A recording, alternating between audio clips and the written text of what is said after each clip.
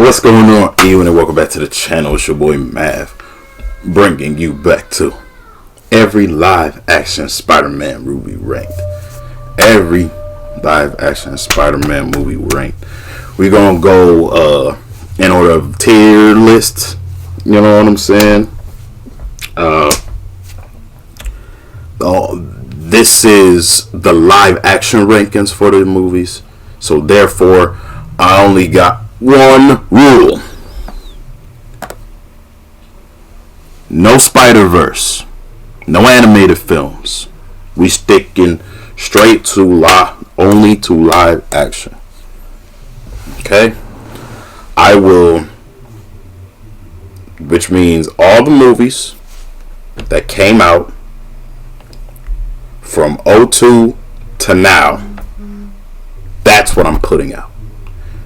Another rule: if Spider-Man is not the central character, they will not be on this list because they all deserve their own separate list. So no Civil War, Captain America Civil War, no Avengers Infinity War, no Avengers Endgame. Those can go on their own little list, okay? Those can go on their own little list because those aren't necessarily Spider-Man movies. Okay? So are we clear on that? Alright, let's get it going. I'm going to do it a little different than what I usually do these tier list ranking videos. Because the Spider-Man movie franchise has been so amazing throughout the years. Pun intended. I thought I would just reverse it from instead of going from S to F, greatest to least, we're going to go least to greatest. Just to get all the trash out the way. Because I love the upper movies so much that I'm probably going to talk about them for what seems like more over than an hour. Okay. Alrighty. Without further ado, let's go ahead and slide on to the F tier, shall we? Garbage tier, which means you gotta throw the whole movie away. Just throw it away. Don't even bother. Like hardly even going back to it. And then there's really only like one movie that belongs on here, and that's The Amazing Spider-Man 2. I'ma have y'all know I'm not the biggest Andrew Garfield stan. I am not the biggest Andrew Garfield stan. Okay? If there's anything I do like about the Andrew Garfield movies is that they keep it more true to the comics, that he actually has web shooters instead of organic webbing like how they had in the Raimi trilogy. But the problem is, and this is a recurring thing in the Garfield movies, the spider sense only shows up when it wants to. Like only in like a select number of few scenes. It isn't as frequent. You know what I'm saying? But yeah, man. And despite all this, man, the plot was so predictable, it was ass. Like, I could tell coming from the trailer that Gwen Stacy was gonna freaking die. Because it's the same way she died in the comics. Falling off a clock tower after Green Goblin pushed her off of there. Trash. How Green Goblin was presented to us. Butt ugly. Horrible. Felt rushed. You know what I'm saying? This, and like, the worst part of this is that they teased the Rhino and the Scorpion. And we never got anything to show for it at all.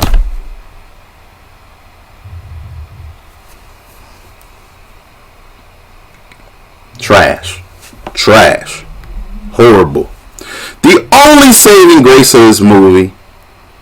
Oh yeah, I forgot. Peter broke his promise to Gwen Stacy's daddy, but you know, he looked not shit for that. The only saving grace of this movie is Jamie Foxx's stellar acting, despite Electro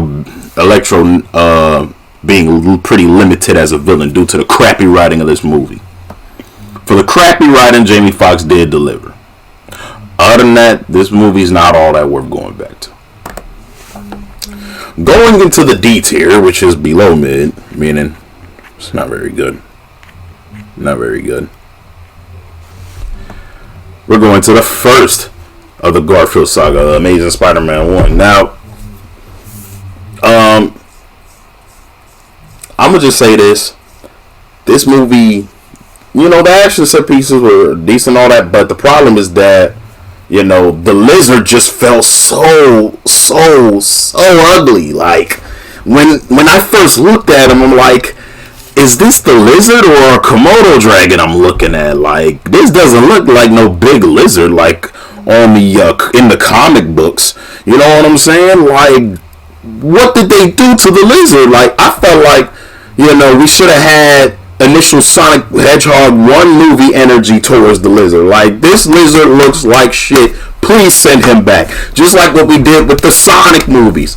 When Sonic first came out, as a teaser trailer, we don't like how this looks. Please send him back. Why didn't we send the lizard back? Why? And then, how the lizard went down. How the lizard went down, it wasn't all that satisfying. And then I never got how Captain Stacy had to die.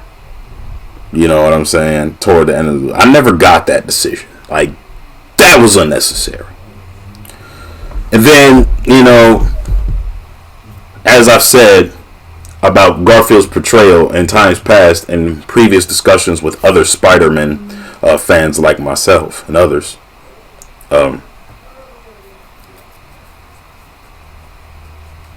sorry, I was itching on my face. I had eczema. I have eczema, so sometimes when I'm hot, I start to itch in certain places on my face, so I'm tapping my face. I'm not slapping myself. But when I would have discussions over the table over who was the best actor for Spider-Man in live action, I will point out or rule out automatically Garfield because, Garfield doesn't make a good Peter Parker at all. He doesn't balance, Peter Parker and Spider-Man very good at all. It doesn't. It doesn't. You know what I'm saying? He doesn't come off to me as geeky enough to be Peter.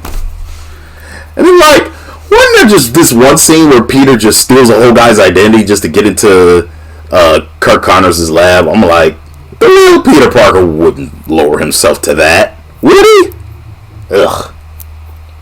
And then Flash Thompson, you know what I'm saying? I would give the movie this. Flash Thompson, Uncle Ben, Aunt May, they were portrayed right.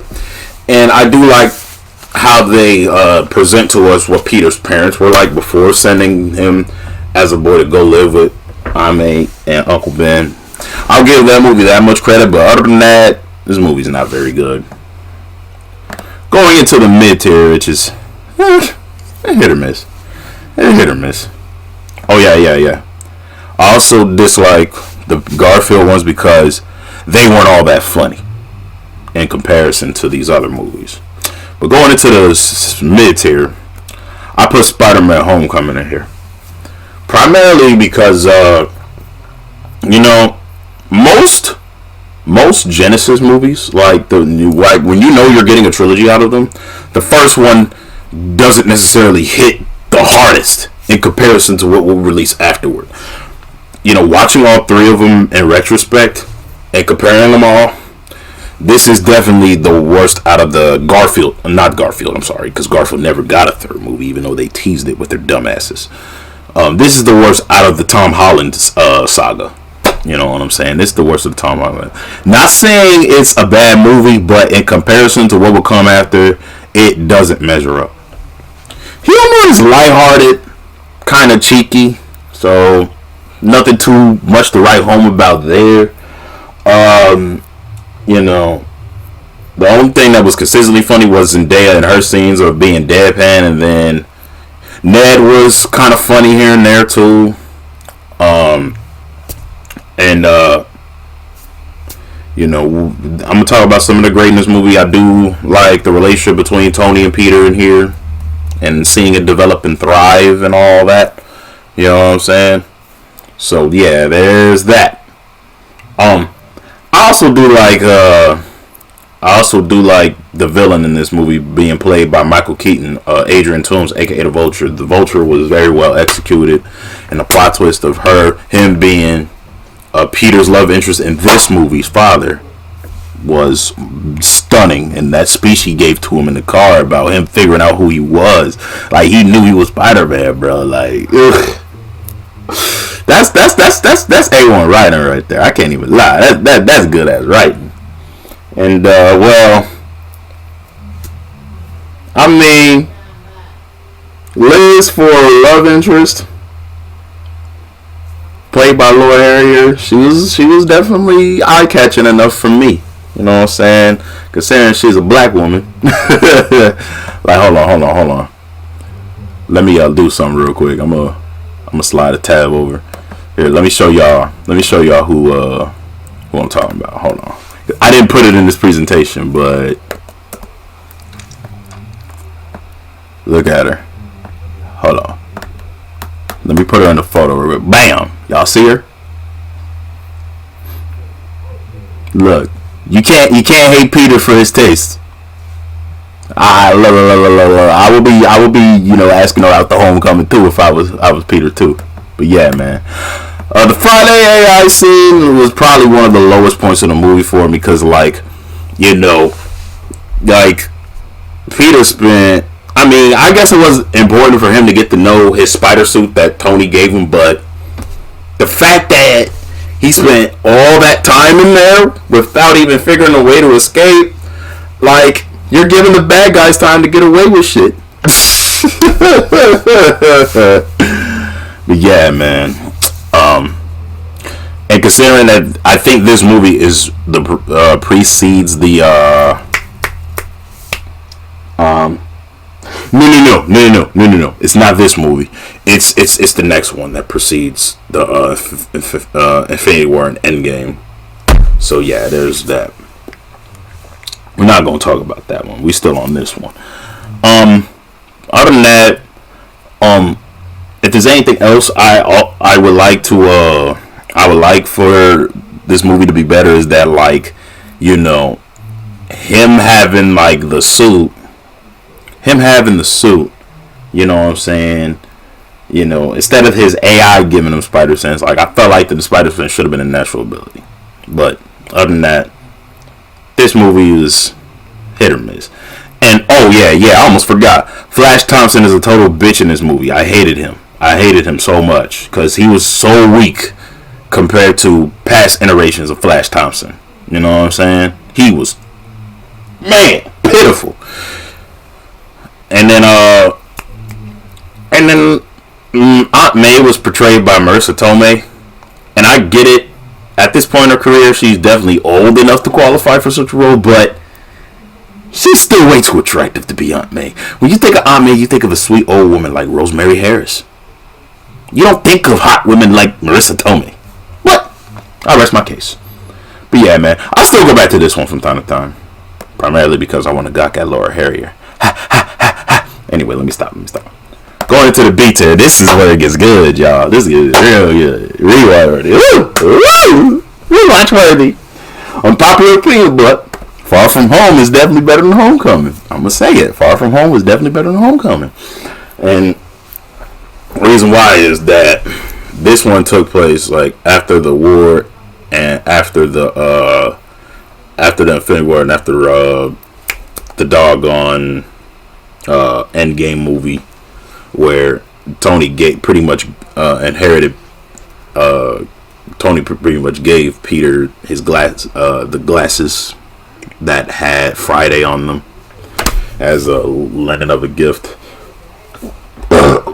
And you know, he's going up against Mysterio, and then you know, he gives the glass to Mysterio by mistake, not knowing that Mysterio was as bad as the guy. And then, like, before Mysterio dies in the post-credit scene, he like leaks who his true identity is to the rest of the world through the Daily Bugle. I'm like, you couldn't write it no better than this for him to have a dilemma. You know what I'm saying? But yeah, man. What else?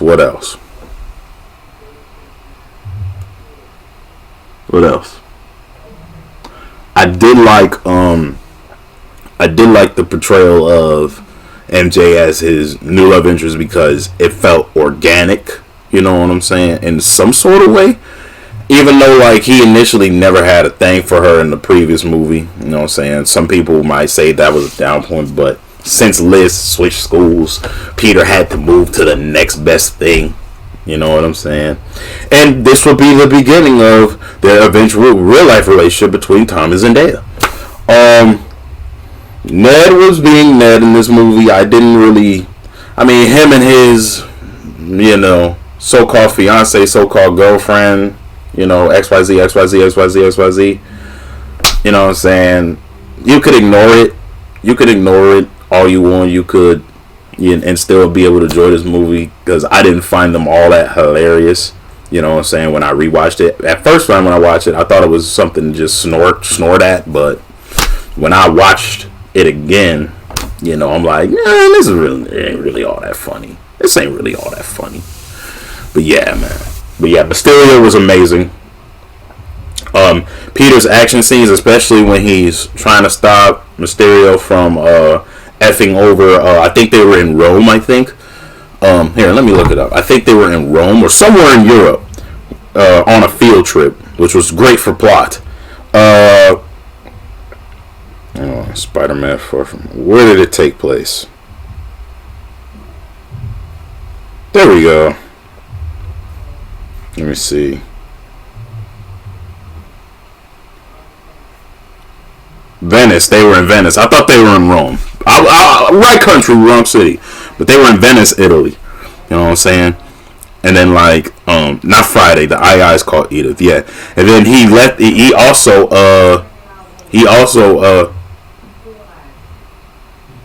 sent the same elemental illusions to attack Prague too. And then Peter is also, posing as the black spider monkey. You know what I'm saying? While, trying to convince Zendaya that he is not Spider-Man. You know what I'm saying? And I thought that was a great plot. You know what I'm saying? Because MJ was able to kind of piece it together, despite Peter never having to directly tell her that he was Spider-Man, and Peter kept trying to cover it up in front of her, but she knew because she had feelings for him back, and it didn't really get confirmed until later on in the movie.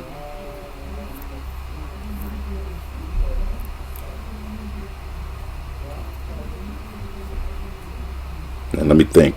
Another great part in the movie is when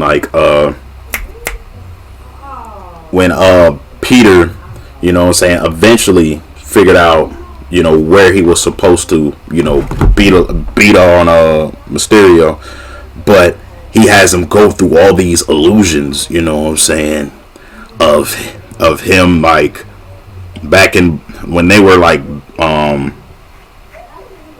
hold on, let me go back.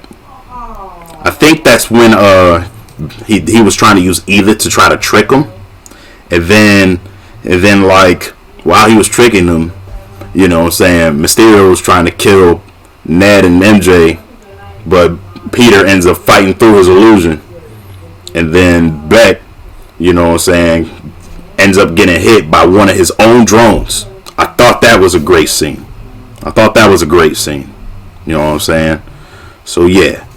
Once Peter was able to figure out the weakness of the illusions, and once he was able to do that and fight through to get to Mysterio, that was a great conclusion. And it would be and the post credits was a perfect lead up to what we would get in the next movie. But anyway, let me stop talking about this one. I talked about this one way too much. Look, I told y'all, B tier and upward, it's finna get good. Spider-Man 3 is also B tier. Not C tier, not D tier, like most of you idiots out there want to say that it is. It's not any one of those. No. It is solid extra, extra solid. Reason why? You got so much conclusion. You got an epic conclusion to arguably one of the greatest trilogies of all time. Peter finally finds out who actually killed Uncle Ben, and he finds out that Sandman killed them on accident, and why Sandman was out there robbing and stuff for his daughter to get an operation. Then you finally close this chapter of the beef Harry had with him because he thought Spider-Man killed his dad, when really it was his dad killing his dad, thanks to what the butler said. Another conclusion, you finally get to see, you know what I'm saying, Parker with the suit, with the symbiote suit, and try to wrestle it off, and how it landed onto Eddie Brock, which did feel rushed, I admit, because I felt like Parker didn't have him long enough to not only develop with the suit and fight in the suit. Like, he only fought like one time in the suit against Sandman and ended up beating him out, which, you know, exposed his weakness to water, which was amazing, by the way. Sandman low-key immortal. But I digress. The fact that Venom was so vengeful, and then his beef with Harry, you know what I'm saying, getting caught in the midst of that, and Mary Jane doing Mary Jane things, you know what I'm saying, dropping guys, picking up guys, etc., and all of that good stuff, man. This movie is epic and memeable. Even the scenes where Peter is definitely, you know, under the influence by the symbiote, and he starts to, you know, have his aggression and his confidence raised, you know what I'm saying? Like, you know, he's got the Russian shorty and her dad respecting him despite him pushing him over for rent. Like he was like, I'll give you rent if you fix this goddamn door. And then, you know, Russian dude that was begging him for rent was like, he's a good man. And then, like, his daughter handed him some cookies. He was like,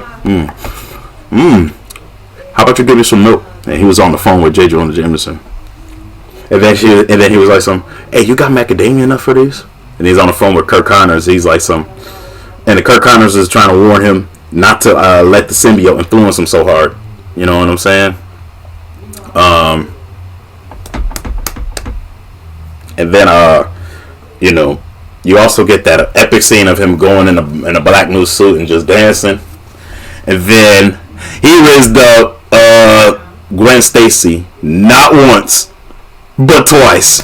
One time when he was without the suit on that stage giving her that kiss, and the other time when he went out, took her out to the jazz club that Mary Jane sung at, and to spite her for leaving him for Harry. You know what I'm saying?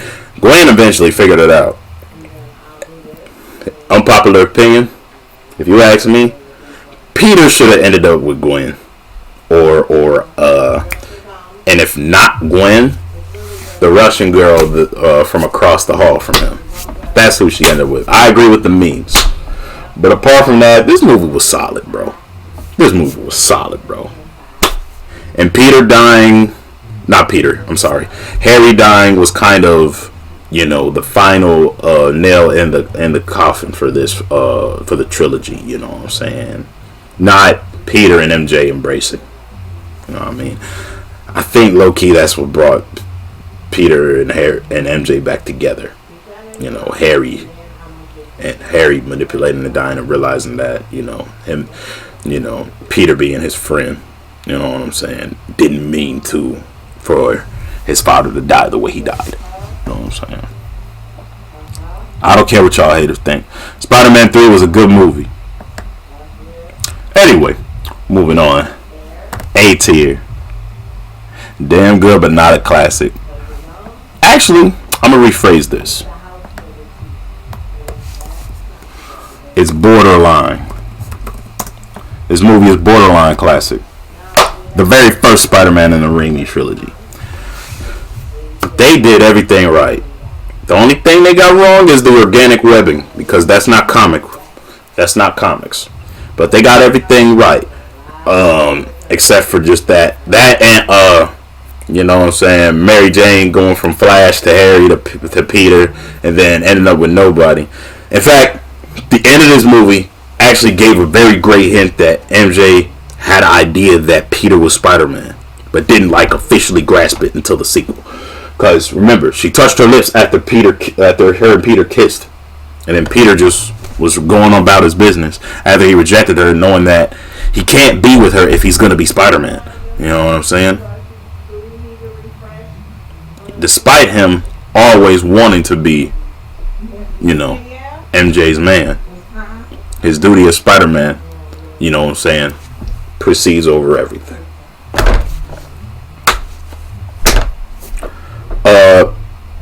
J. Jonah Jameson was hilarious, especially when he first gets Peter's photo. He was like, crap.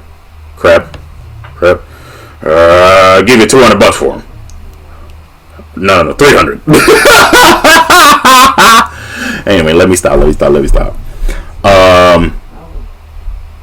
And then Peter introducing himself to his secretary. He's like,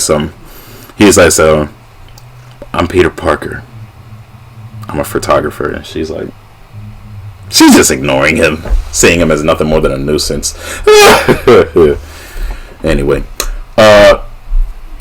what else I like is that I love how, like, they got right how the spider bites him too when he least expected it on the field trip. That was in relation to the comics, and how he took the inspiration of the colors of his suit from that spider. And, you know, Norman being, you know, a power hungry businessman, and, you know what I'm saying, selling his ideal of weapons to the military and all that, and how that relationship fell through, and how, you know, his board members were trying to, you know what I'm saying, sell the company underneath his nose, and him going crazy because he was infected with the goblin juice, and he killed the doctor that helped him, give him the goblin poop juice that gave him his powers. You know what I'm saying? Willem Dafoe's Goblin can never get better. Bro. I'm dead ass serious. Never do better. There's no better Green Goblin than Willem Dafoe.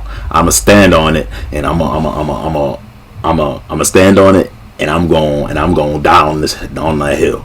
James Franco wishes he could be that Goblin, but he can't be that Goblin. And the other dude in Spider-Man, Amazing Spider-Man 2, he wishes he could be the Goblin, but he can't be no Goblin. He can't be no Goblin.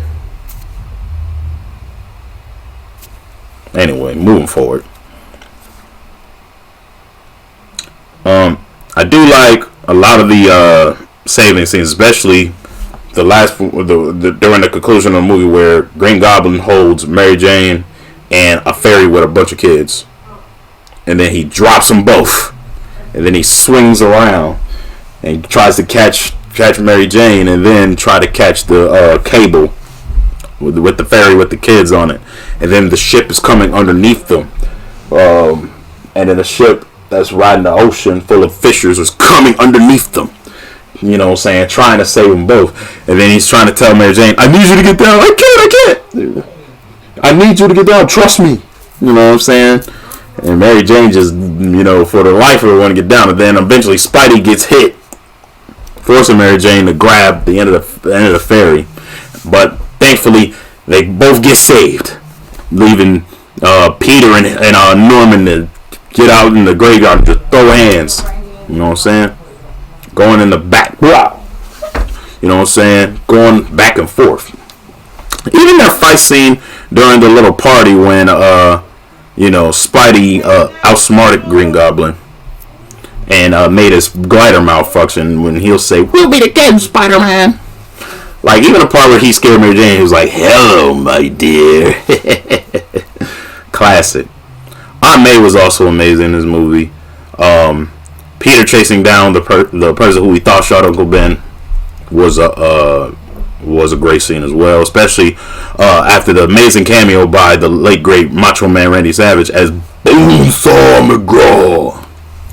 Bonesaw is ready. I got you for 3 minutes. 3 minutes of playtime. That dude was not shit for giving him all that money. Anyway. But yeah, man, this is iconic. This whole movie is iconic, man. I love this movie. But not as much as I love these other two. Because coming in the S tier, which are certified classics, Spider-Man No Way Home is a certified classic. For one reason, and one reason only. And I've been promoting this agenda ever since I could walk. Proving to all of you Holland heads and all of you Garfield heads, whole two of you, that Tobey Maguire is the greatest actor to portray Spider-Man of all time. All time. And you can't say I'm BSing. You can't say I'm BSing. He was a lot more nerdier, a lot more older, a lot more seasoned. You know what I'm saying? Still had the organic weapon. Him and Tom Holland was doing a grand majority of all the fighting. You know what I'm saying? Like, come on. They had to go against all the villains. The Lizard, Electro, Doc Ock from the second movie, Green Goblin from the first, despite him not having a suit, but he still had his glider because the system. They all three of them invented the antidote to the Goblin virus, you know what I'm saying? Because the Goblin was controlling all the villains, you know what I'm saying? This movie was freaking iconic. However, this movie came at a great big cost at the end of it.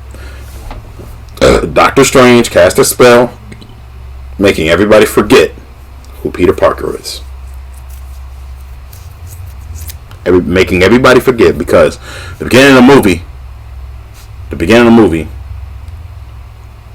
made people, everybody knew that Peter Parker was Spider-Man thanks to the leaked footage of a dying Quentin Beck, aka Mysterio.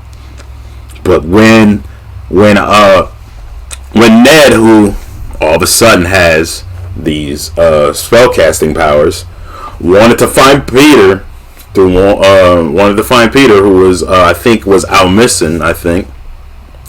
I forgot who he was going up against, but I think he was getting beat by somebody. I don't know. But when MJ and Ned wanted to find Peter, the other two Peters showed up. So much so that they almost damn near fought each other and broke I think it was Ned grandma's house. Yeah. Stuff was awesome. This was awesome. And then like Daredevil made a cameo appearance in this movie, which was awesome, you know, because everybody was like, you know what I'm saying, trying to kill Peter, was trying to crucify Peter for, you know what I'm saying, killing innocent Mysterio, but Mysterio wasn't innocent. You know what I'm saying? So, let me see.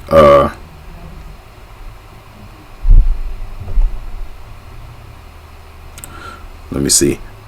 Are they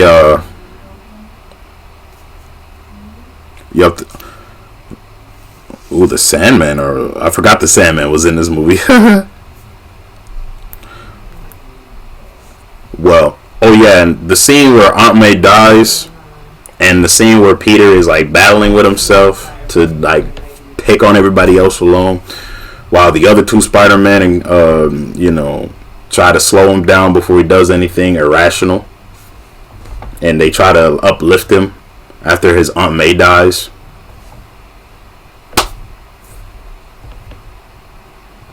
A S tier worthy writing, bro. Like, if you're gonna blend the multiverses, make them all help each other. You heard me? Let me see. I think he was going up against. Yeah, he was going against all his villains, and then he ended up getting beat. So that's when Ned did the spell and got the other two Spider-Men. So, hey baby, do you got what you and like Peter was in the Sanctorum with all his villains in Doctor Strange. So there's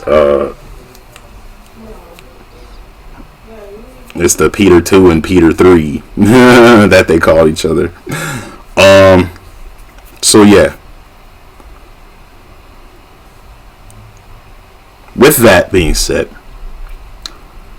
how this movie ended was kind of bittersweet because we got a fulfilling conclusion to the Tom Holland saga, and MJ and Ned going to what their lives would be without Spider-Man was also a great answer.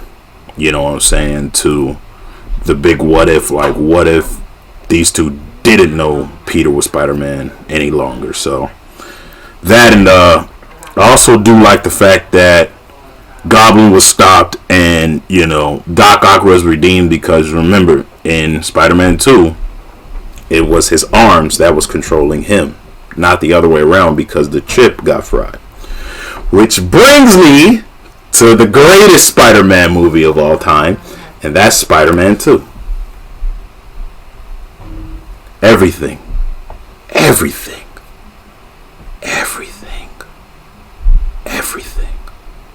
that you could have, everything you could want in a Spider-Man movie, this has it. Action, glitz, tinsel, special effects, emotional scenes, character development, you know what I'm saying, humor, anything you could ever look for. Spider-Man 2's got it. I'm serious. Spider-Man 2 got it. You know what I'm saying? Everything from, J. Jonah Jameson laughing at Peter to get a raise, and let me see.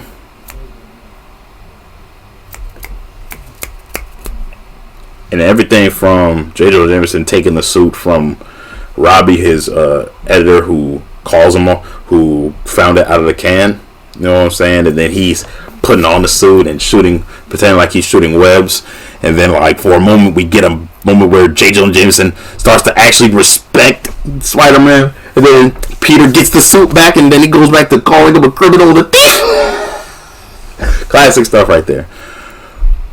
And then, Mary Jane doing Mary Jane things. Mary Jane doing Mary Jane things, like, you know what I'm saying, kissing John Jameson upside down. After ditching Peter and Harry, you know what I'm saying? After ditching Peter.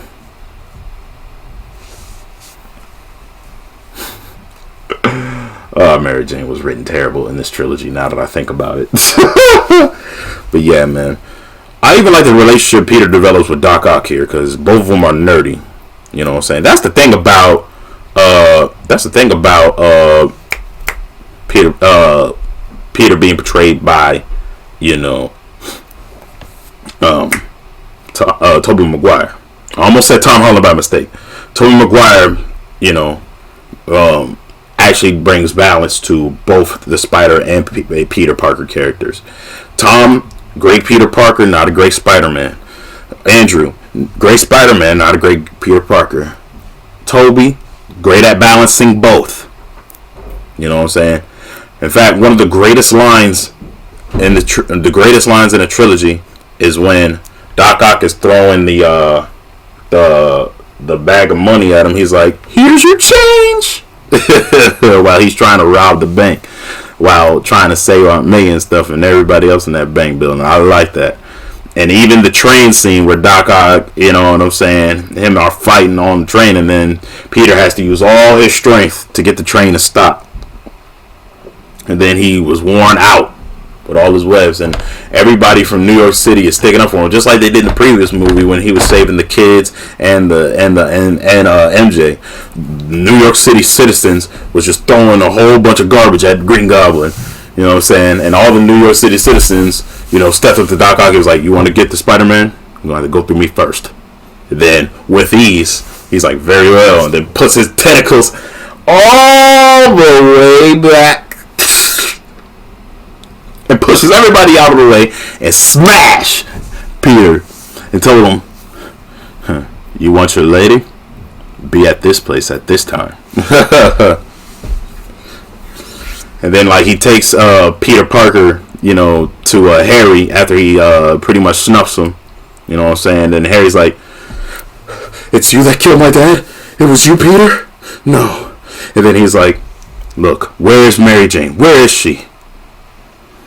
And then he was like, "You killed my father, Peter?" He was like, "That's the last thing we need to worry about right now. Where is Mary Jane?" And then Harry finally relents and tells him where he's at. And then the scene where Doc Ock finally gets some sort of control over his arms instead of the arms controlling him. You know what I'm saying?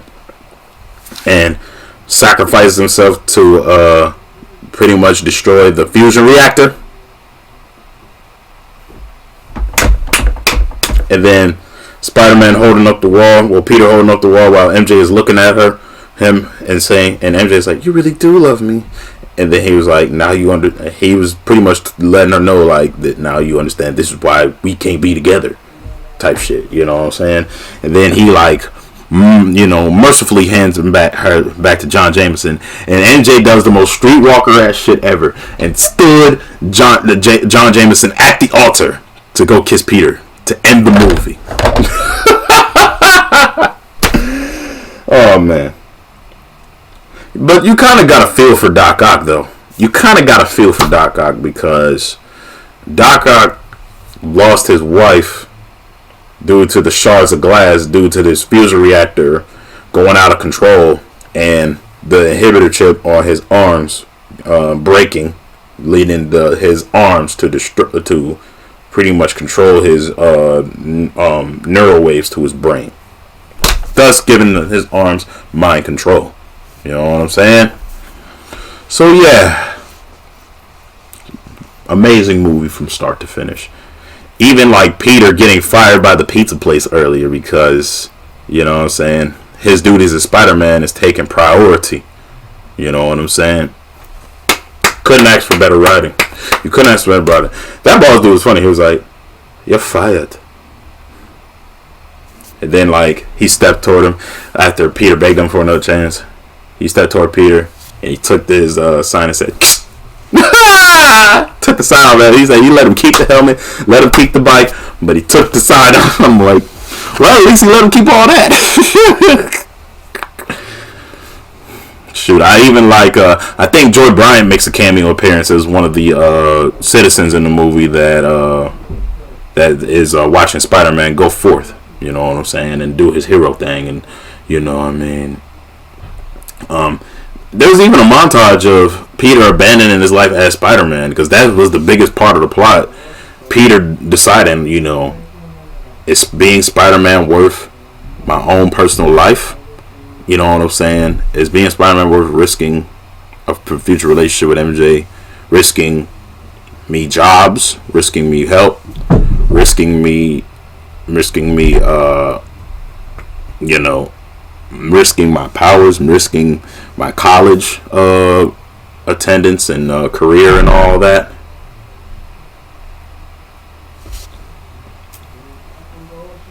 That was a very, very big plot point that they never brought up again, and it was perfect for this movie alone. You know what I'm saying? Based on the subtle fact that Peter eventually realizes that being Spider-Man is more important because of what his uncle initially told him.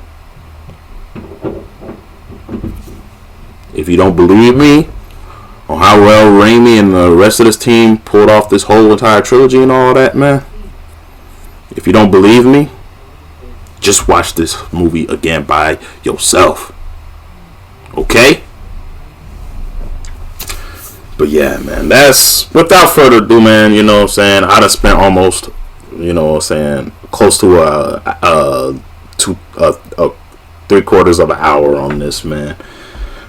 But yeah, we're gonna go review this.